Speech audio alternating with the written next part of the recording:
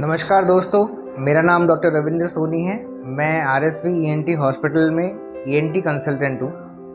हमारी ENT knowledge की series की सेकंड एपिसोड में हम बात करेंगे एक ऐसी बीमारी जिसको आपने सभी ने सुना होगा नाम, जिसका टॉन्सिलाइटिस। टॉन्सिलाइटिस टॉन्सिल के इन्फेक्शन को कहते हैं। टॉन्सिल हमारे गले के पीछे वाले हिस्से में लिम्फोइड हाइपरप्लेजिया होती है, एक लिम्फोइड टिश्यू होता है जिसकी वजह से बार बार इन्फेक्शन होने से टॉन्सिलाइटिस होता है।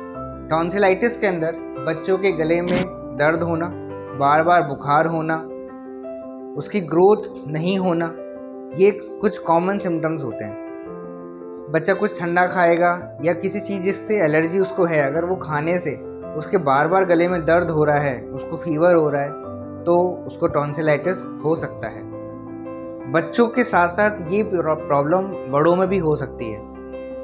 अगर बच्चा इस परेशानी से बार बार जूझ रहा है तो एक बार कान नाक गला रोग विशेषज्ञ से परामर्श लेना सही है, क्योंकि कंजर्वेटिव यानी कि दवाइयाँ, एंटीबायोटिक, दर्द की दवाई, बुखार की दवाई, गर्म पानी के गरारे, इनके अलावा कभी कभी हमें टॉन्सिल की सर्जरी की भी ज़रूरत पड़ती है।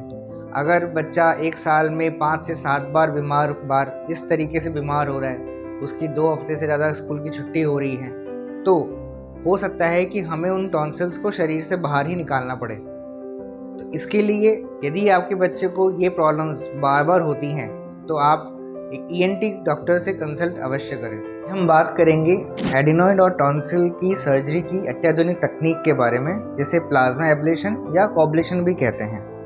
आमतौर पे हमारे पास जो पेरेंट्स आते हैं और जिनको हम एडिनॉइड और टॉन्सिल की सर्जरी की सलाह देते हैं, तो उनके मन में ये क्वेश्चंस होते हैं कि छोटा सा बच्चा है, उसका ऑपरेशन कैसे होगा, ऑपरेशन के बाद कैसे रिकवरी होगी, कोई कॉम्प्लिकेशन तो नहीं होगा।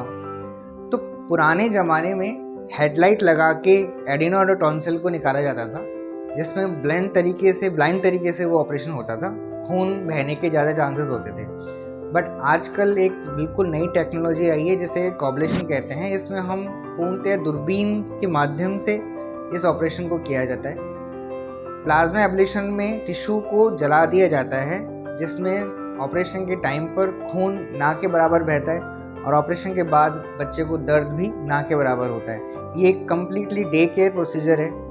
इसमें कॉम्प्लिकेशन रेट्स बहुत कम हैं और रिकरेंस के चांसेस भी बहुत कम हैं, दोबारा होने के चांसेस भी बहुत कम हैं। तो यदि आपके बच्चे को एडिनॉइड और टॉन्सिल की सर्जरी की सलाह दी गई है तो एक बार कॉब्लेशन के बारे में या प्लाज्मा एब्लेशन के बारे में जानकारी अवश्य लें।